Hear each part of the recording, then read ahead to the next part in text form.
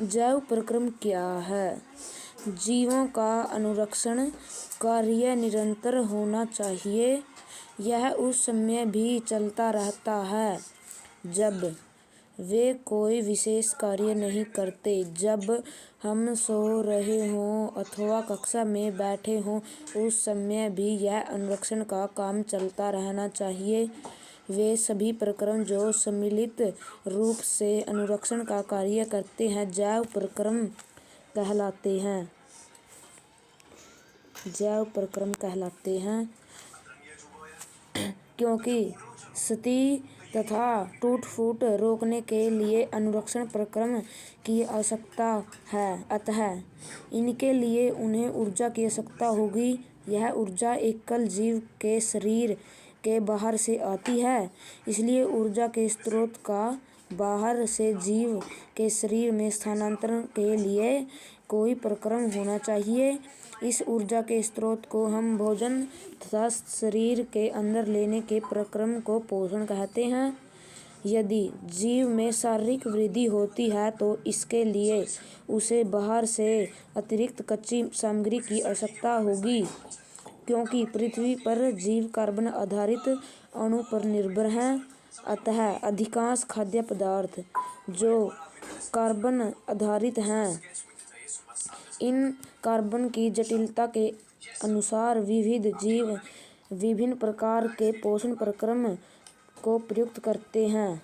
चूंकि पर्यावरण किसी एक जीव के नियंत्रण में नहीं है, अतः ऊर्जा के ये बाह्य स्रोत विविध प्रकार के हो सकते हैं। शरीर के अंदर ऊर्जा के इन स्रोतों में विघटन या निर्माण की आवश्यकता होती है, जिससे ये अंततः ऊर्जा के एकसमान स्रोत में परिवर्तित हो जाना चाहिए। यह विभिन्न आणविक गतियों के लिए एवं विभिन्न जीव शरीर के अनुरक्षण तथा शरीर की वृद्धि के लिए आवश्यक अणुओं के निर्माण में उपयोगी हैं।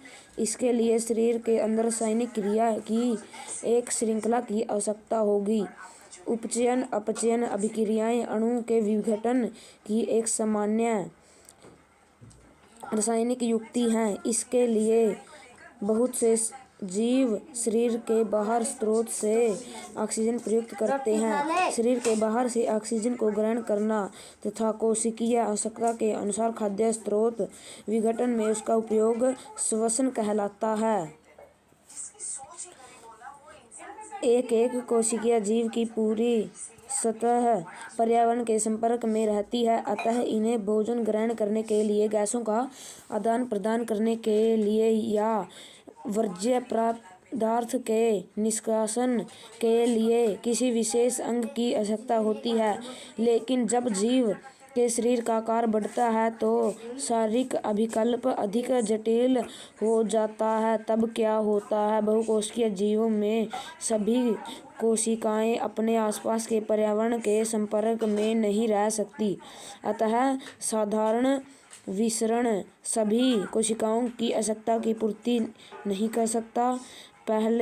हम पहले भी देख चुके हैं कि कोशिकीय जीवों में विभिन्न कार्य को करने के लिए भिन्न भिन्न अंग विशिष्टीकृत हो जाते हैं। हम इन विशिष्टीकृत ऊतकों से तथा जीव के शरीर में उन संगठन से परिचित हैं, अतः उनमें कोई आश्चर्य नहीं है कि भोजन तथा ऑक्सीजन का अंतर्ग्रहण भी विशिष्टीकृत ऊतक का कार्य है। परंतु इससे एक समस्या पैदा होती है। यद्यपि भोजन एवं ऑक्सीजन का अंतर्ग्रहण विशिष्ट अंगों द्वारा ही होता है, परंतु शरीर के सभी अंगों को इनकी आवश्यकता होती है।